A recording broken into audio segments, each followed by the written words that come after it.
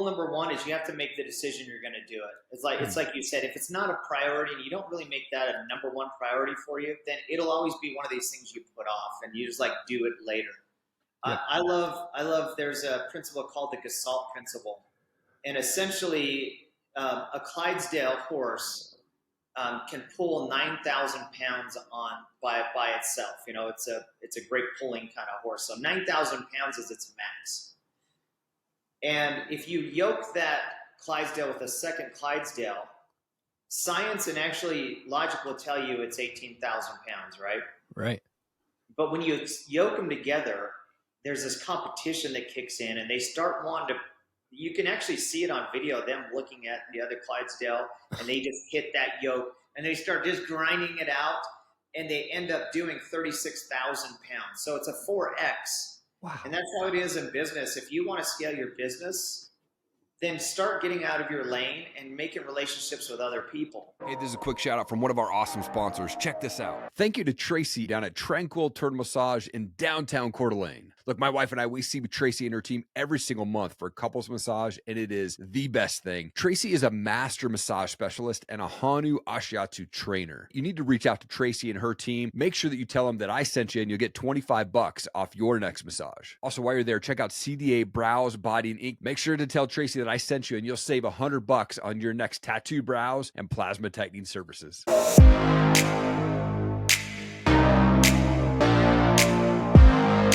Shawn, you're a husband, you're a father, business relationship expert, serial entrepreneur. You're the founder of TaxHive and so much more, man. Thank you for your time. I appreciate it. Of course. Thank you, Erik. Appreciate your time. I'd like to kick things off by going back a bit. Where did you grow up, and what was childhood like for you? So I grew up right here in Orem, Utah. I had a father who worked at a bookstore for 40 years of his life, knew how much he was making down to the penny every single week. And then I had this entrepreneurial mom who was like the original side hustle mom. She had like preschool. She had like 5 businesses going, mainly because you have 5 kids. Dad's a bookstore manager. She just was this scrappy. So I really had 2 kind of examples for me growing up. And so I just want to be like my mom, really. And I wanted to be scrappy, and I wanted to be entrepreneurial, and I was okay with risking. I didn't want the paycheck every week. And so that's kind of my early. And so I began starting a business literally on the playgrounds when I was a kid, selling. So I grew up my whole life selling and going scrapping and trying to make things happen. Oh, man, what a cool story. Would you say that your mom probably had the most influence on you in regards to like your entrepreneurial journey? Mm-hmm. Yeah, it's like, she used us to do marketing efforts for her, for like preschool, for instance. We would walk down the streets and litter everyone's houses with, ads and that kind of stuff. So I think it just planted the seeds early on. It's like, hey, if you want to make it happen, you have to go out there and you have to just do it. Yeah. Just make it happen. Man, so good. I remember mowing lawns at 10 years old. I was the same way. Like, I had to go knocking on doors, and, my kids laugh, but it was such a true story. Like, I was 10 and I literally had to mow the lawnmower a mile away uphill to get to my furthest client, back in the day. And I would just go I'd take that money and buy Nolan Ryan baseball cards and whatnot, when I was a kid. So yeah, I did the same thing. I was a side hustle lawnmower guy. I did about everything. I remember I mowed lawns. You remember Michael Jordan, the shoes came out, and the fours that were the black with the red. And it was a mind explosion to see a pair that was over $100. Up to that point, everything was $20. It's like this $100 pair of sneakers. And I mowed lawns. I was like, the only way I'm going to get a pair of sneakers is I'd mow lawns. And I mowed lawns for 3 months of my life, multiple lawns, to buy one pair of these sneakers. And it was like, I still remember just sitting in my bed with these sneakers, looking at all the lines and the webbing, and it's like, earn that pair of sneakers. Yeah. Man, it's so cool, dude. I mean, when it comes to building businesses and relationships and networking, I think a lot of people struggle to get out of their comfort zone and get around people that are living life that they want to live. And I think it's so important to be able to do that and get out of your comfort zone. But what tips can you share for folks that struggle to get out of that comfort zone? Yeah, I think rule number one is you have to make the decision you're going to do it. It's like you said, if it's not a priority and you don't really make that a number one priority for you, then it'll always be one of these things you put off and you just like do it later. Yeah. I love. There's a principle called the Gestalt principle, and essentially, a Clydesdale horse can pull 9,000 pounds by itself. It's a great pulling kind of horse. So 9,000 pounds is its max. And if you yoke that Clydesdale with a second Clydesdale, science and actually logic will tell you it's 18,000 pounds, right? Right. But when you yoke them together, there's this competition that kicks in, and they start wanting to. You can actually see it on video, them looking at the other Clydesdale, and they just hit that yoke, and they start just grinding it out, and they end up doing 36,000 pounds. So it's a 4X. Wow. And that's how it is in business. If you want to scale your business, then start getting out of your lane and making relationships with other people, because you have a following of people. I have a following of people. If we work together at it, I'd love to get access to yours, and same with mine. And you can scale really fast that way. So if it's something that you really want to do, you can scale so fast, but you have to say, I'm going to do this. Yeah. It's that action piece that holds people back from so much of that. And I know that when I first moved to Coeur D'Alene, I didn't know anybody, but I knew I just needed to get around people that were other entrepreneurs that were doing awesome things. And so, you have to step out and go to meetups and get people, start a podcast, right? I mean, that's a great way to meet people. So good there. Right. I want to talk about TaxHive though. So how did this come together? How did you end up working with Kevin O'Leary? Yeah, so I knew Kevin, we'd worked with him in a previous business. I love the guy. I think he's a great entrepreneur. Business owners, they don't understand that taxes are one of their biggest expenses. It's like if business owners had a really high cost of shipping, for instance, they would spend night and day figuring that out because it's in their face every day. Yeah. And most business owners are like, hey, I'll put it off until tax time. I have literally a buddy I just met with last week who hadn't paid taxes on his business for a couple of years, and then all of a sudden he had an incredible year, and he had to write out a $80,000 check 2 weeks ago, and it was like extremely painful for him. Wasn't expecting it. And it's because that's what entrepreneurs do. They just put it off, put it off, put it off. So we wanted to solve that for the small business owner that we felt was underserviced in the market. So who do we think of? We think of a friend of ours, Kevin.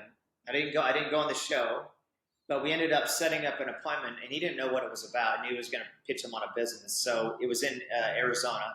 So it was just a dinner. Yeah. It was right in person, Nancy. And if you watch Shark Tank, which you do, it's like, he always says the numbers. If you don't know your numbers, you're dead to me. So I knew that we had to know our numbers. So we had everything prepared. I had my line charts done, my bar graph. I was going to know my numbers. Yeah. So we're sitting at this dinner, and it's our turn to stand up and present the business. We start getting into the pitch, and literally 5 minutes in, he does one of these. He's like, stop.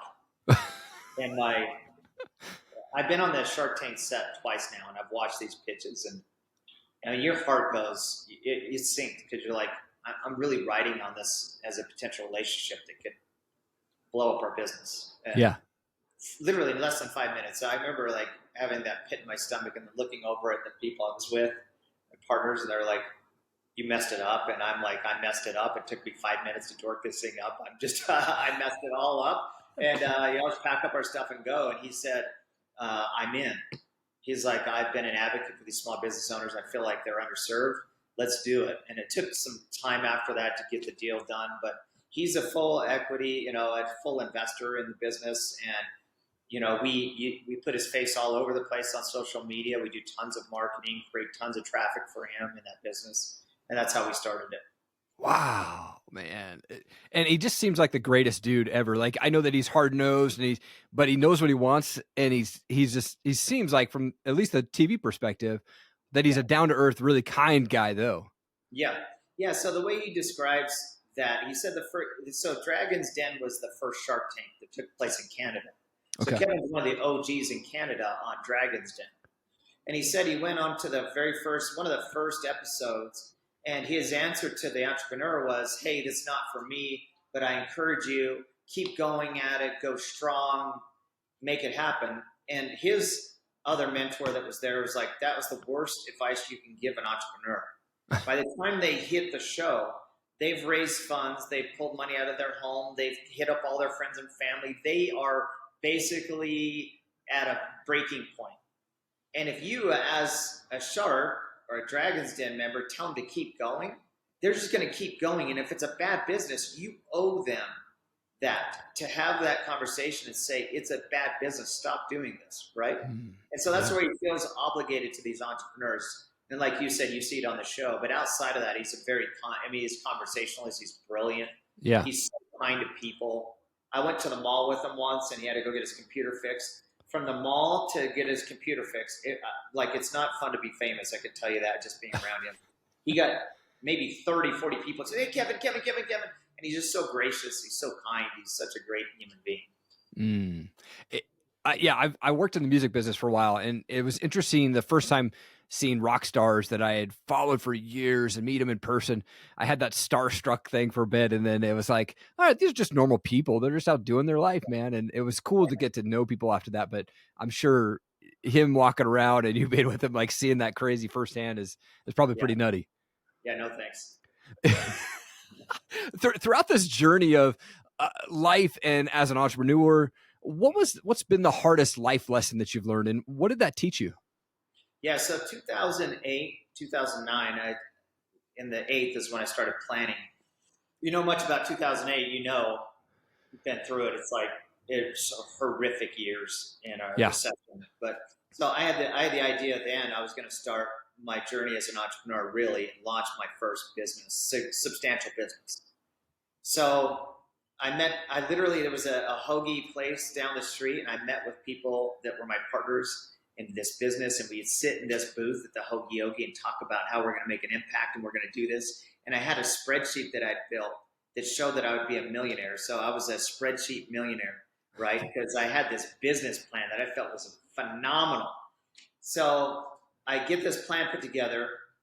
Then I'm like, I'm going to go recruit and start making this thing happen. So I recruit some of the people I'd worked with. They're great people in operations sales, and I'm ready to go now raise funds. So I went through the experience of having to go sit in front of private equity kind of people, and I raised funds. I raised 1.5 million from about 20 investors or so. Wow. And it was pre-revenue. I hadn't created a dime, and I raised 1.5. So if you were to get a time machine and go back to that moment for me, I felt like I just pulled a plan together.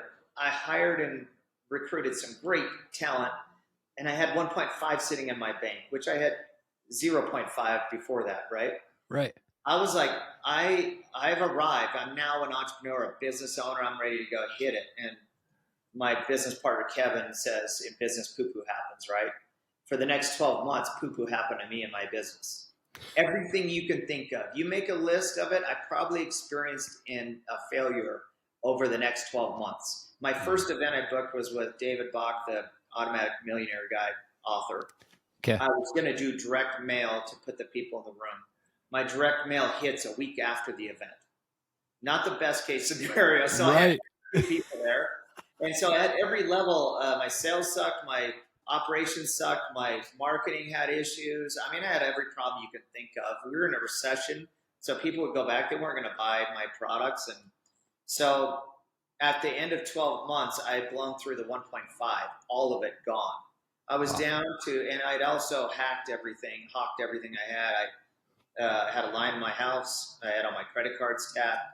And for me, the breaking point was on a Thursday night because I had $3,000 in the bank. And the next day, payroll was due at $4,500. And which means for me, I had to wake up the next day and I had to sit down with someone who trusted and had faith in me as an entrepreneur and say, I can't pay you. Wow. And I think in business, a lot of business owners and people in sales, they'll focus on solving problems, which we all hear. But problem's different than the pain. My problem is I had a failing business, but my pain was a different level. It was a punch to the gut, fetal position pain. It was horrible. It sucked so bad that night on Thursday, I just stared at the ceiling. So like I always tell these entrepreneurs that are solving problems with people, just listen to your customer a little bit longer to find out how that problem's affecting their life. Yeah. And figure out the pain, but you're really solving the problem, but you're solving the pain for that individual. Like had someone came to me and said, hey, I can solve this problem, it'd be great. But if someone came at the time and said, I can solve all your physical, personal, mental pain right now, I would have done anything, right? So There's power in that. Yeah. Well, the next day hits, I'm hoping I get some miracle deposit. There's no miracle deposit. So I tell the bank, don't run payroll, my payroll company. I'm going to do physical checks for a few people. And I go to lunch with my business partner. We're tapped and it's this awkward lunch. We're staring at each other. And we're like, can we get any money here? Can we get any money there? And I get a phone call from my controller at the time. And she's like, hey, Shawn, I was digging through the safe and I found $2,000 in petty cash. And I was like, she's like, what do you want me to do with that? I was like, why don't you hang on to that money? I got in my car immediately. I screeched my tires. I went to our office. I picked up $2,000 in cash. And as you know, when you deposit cash, the beauty of that, the magic is it clears immediately. Yeah. So I drove to the bank. I put in the $2,000 cash. I went into the bank and I've cut physical checks for these individuals. And I was able to go up and hand deliver checks to the people in my office, right?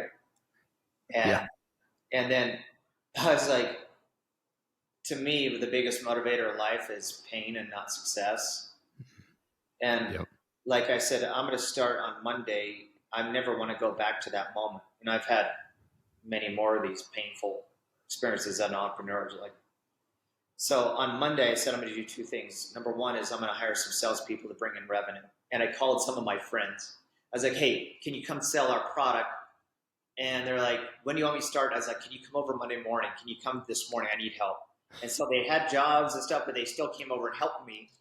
And on Wednesday was our first sale. And I remember it was a $4,000 sale that one of our guys made. And I felt like the heavens were open and angels descended and handed me $4,000 in cash. Because it was like, that meant I made payroll that week. Yeah. And I was like, finally get some revenue in. So I love salespeople. I think salespeople are they get a bad rap, but they are the lifeblood of a lot of business. And totally. And then the second thing I said is, I said I have to recognize and understand that I'm a failure at certain things in my business that I knew that I was weak in. I need to get good people around me, and I need to build relationships. And like you said, being uncomfortable. I'm going to start being comfortable with being very, very uncomfortable. I'm going to get outside of my lane. I'm going to go to people I don't know, and I'm just like, hey, Erik, what's up, man? I'd love to go to lunch with you. I'd love to learn more about you and your business. And I haven't stopped doing that since. So we went on, because of those relationships is really what transformed. I went on a run and I was able to pay off the 1.5 plus interest, 15-20% interest to all those investors. And I got that paid off and off my back. And we went on a run, but it was only because of relationships. That's it. Yeah. By far and away, the best thing you can do is build relationships in business. That's so true. So I was a guest on Brad Lee's Dropping Bombs podcast about a year ago. And I was sitting there with Brad after the show and we were just chatting. And he said, man, I'll tell you right now, relationships is the new currency. Amen. He goes, make as many relationships as you can with people and just bring value to them and make that your goal and you'll be fine. You know, it was just a great conversation with him about that day. I was with Brad yesterday. Oh, nice. That's awesome. Yeah, he's a great guy. Yeah, he is. There he is right there. Oh, that's sweet. Drop him off there next to his big buffalo or whatever, that big bull in the back. That's right. Yes. Yeah. Him and he was on my show and then he invited me to go on his show and I just booked a flight to Vegas, flew down. I got there at like midnight. We recorded at 10 a.m. the next day and I flew home the next day. So it was nice and quick, but it was so cool to just meet him and see his office and all that stuff. He is, I mean, his brand is real. Yeah. And you're real. I just love real people that are willing to be real. You know, there's a lot of fake out there. Oh, yeah. I mean, when it comes to successful entrepreneurs, I think successful entrepreneurs tend to have a past of just constantly failing. They might have some trauma that they went through. They might be in jail, but they have this grit and this mindset to keep going. Mm-hmm. Why do you think that entrepreneurs are built that way? Yeah, it's like, I think you nailed it. You're 100% right. Like, I love studying about entrepreneurs. I think they're fascinating. Yeah. I am one, and you are one. You go through, it's what we signed up for. Yeah. It's like, it doesn't matter who I've studied. And what you just said is so true about persistence. I've seen two things in common out of everyone I've studied and everything I've read. They're persistent, but all of them have had failures. And not as in bad days at the office. We're talking mega failures. And some reason they like get punched in the gut. And they show up the next day. I booked Dale Murphy to speak at an event. You know, he's a Hall of Fame baseball player. Yeah. started his career in the minor leagues as a catcher, and catchers like try to catch that ball, and then it's like the speed of getting it to second to get the tag out. Totally. And so he'd been practicing. He just had a gun for an arm. His very first game in the minor leagues, he catches the ball. Guy's stealing first to second. He slings the ball and he hits his pitcher in the back and knocks his pitcher's knocked out, like injures his pitcher. And they have to bring a stretcher out and wheel his pitcher away. And he's like, I wanted to dig a hole and bury myself in it. I felt horrible. Yeah. I injured my own teammate. And he's like, that night I wanted to quit worse than anything I've ever wanted to do in my life. And he said, for whatever reason, I woke up the next day and I put my cleats on. I went back to work. And I became a Hall of Fame baseball player. That's the stuff I love learning about, you know? Wow. What a cool story. I'm a baseball player. My son is 10 here next week. Just lost his first time playing in the playoffs, lost 10 to 12. And it was just a battle. And, you know, he's a tough guy in the field, but we got home and it just broke him. You know, it was like, oh, and I think he was more upset that that was his last game he got to play with his teammates, you know, for the season. So it was kind of interesting. But of your son, that's so valuable for him. Yeah. Yeah. Luckily tonight it's family fun night. So we get to go back and see some friends at this championship game. So we can watch his friends cheer them on in the game. But yeah, it was a hard lesson for him at first, especially we had already beaten that team twice. So they kind of walked in and going, oh yeah, we'll take this. Yeah. And then they just came out and put a whooping on us for sure. That's the beauty of sports, I believe. Like your son has now had a valuable lesson on what you just said, which is resilience. Yeah. Dust yourself off. If you did go through that enough, like you start getting pretty resilient. Nothing's going to stop you. Right? He told me this morning, he's like, Dad, I'm ready for next season already. Like I want to go out and start again. You know, that he's ready to get going. I love that. So good. For you, I mean, as people, like sometimes we wake up and we just don't feel like we're motivated or productive or want to do anything. When you get off track, what do you do to get back on track? Yeah. So for me, it's like, again, going back to the priorities, like, you know, so if let's say networking is important to you, then start with your biggest priorities first in your schedule. Yeah. And what you do. So I read a book called Never Eat Lunch Alone. And I've lived by that since January 1st in the business week, Monday through Friday. I haven't done lunch alone, period. Wow. So next week I have all my lunch booked, and the week after all of them are booked. And those relationships are so important. That's the very first thing I book. Mm-hmm. And to me, whenever I feel like that, where I feel like I'm getting off track, if I could just put all the distractions aside and spend time with someone like you, it gets you charged, man. Yeah. It's amazing. And that's the biggest priority I have is to make connections like this. So that's where I prioritize, and that's where I feel the flow state. And so I make sure that is. Otherwise, as an entrepreneur, there's all this gravel, and it's emails, and it's friggin' text, and you just get stuck in this. You feel like you're in a hamster wheel, and you can't get ahead because you have distractions. And it's like, no, you need to spend time like the Frank and Covey on not urgent, but very important quadrant, right? As much as you possibly can. And that's what's going to drive your business. Man. It's so good. I remember this moment when I was with Kelly Cardenas a couple years back. I was down in Carlsbad for Prosperity Camp, and he invited me to go watch the sunrise down on the beach. And so him and I were sitting on the beach, and at that time in my life, a couple years back, I was so set on being a full-time entrepreneur that I was kind of just letting other things fall away. And I was just focused on that. And we were chatting, and he goes, Erik, all these millionaires that were around this weekend, like they're really successful financially, but how many of them are great fathers and great husbands and have great marriages? And that was like this eye-opening moment for me. And it really changed the trajectory of how I looked at business. For you being an entrepreneur and a businessman, like how do you balance business and family life? Actually, I'm glad you brought up Kelly. You recognize this book right here? You see that? Oh, yeah. Right there. Yep. Yeah. So that's Kelly's silhouette. And this is his book. And I had very similar advice. You can see right here. These are, this is my daughter Ella right here. Okay. So I met Kelly at Chris Nagel's deal, and he's got the coolest hair on the planet Earth. So you totally know this, right? I mean, he's got the dreadlocks. It's like, who doesn't want to have dreadlocks? Right. He's got the coolest thing. So I was obviously drawn to him. He's a magnet of a person, and he's a walking law of attraction, right? So I wanted to learn from him immediately, and he had this book right here. This book he was holding. And I said, dude, tell me about this book. what do you do with this thing? I'm just curious. Like, genuinely, the best thing to do when you're at a live event is just go up to someone and learn from them. Yeah. Ask them questions, right? And so Yep. I was like, what do you do with this thing? And he said, I sit down here and I write a very specific handwritten note to my family, each individual, and I present it to them. And I take a picture of it, I send it to them, and I keep this book, and this is all what I've noticed about my family, my individuals on my family. Wow. So I was like, dude, you know what? Because I'll shoot my daughters. I have 3 girls. I was like, shoot them texts, shoot my wife a text. But it's like, when's the last time you sat down and actually wrote a letter to your children? And so I took the challenge. He gave me one of these books, and I don't do it every day by any means, but whenever I have something, like my daughter just did something great in art. So this letter here is about how I noticed she did this art was so amazing. Took a picture of it. She saw that her dad spent this time with her on this page to just tell her my specific thoughts about how amazing the shading was and all this kind of stuff that she did in her art. And to me, that's been one of the game changers is doing that. And I don't know. I think balance is a myth. And I wish, it's like we're on one hand, we're supposed to provide for our family. On the other hand, we're supposed to be a really attentive father. And yet at the same time, we're trying to grind out a business. And I never felt like I'm not, but that's always been such a big priority for me and there's no greater joy for me to spend time with my daughters now. Yeah. Right. Wow.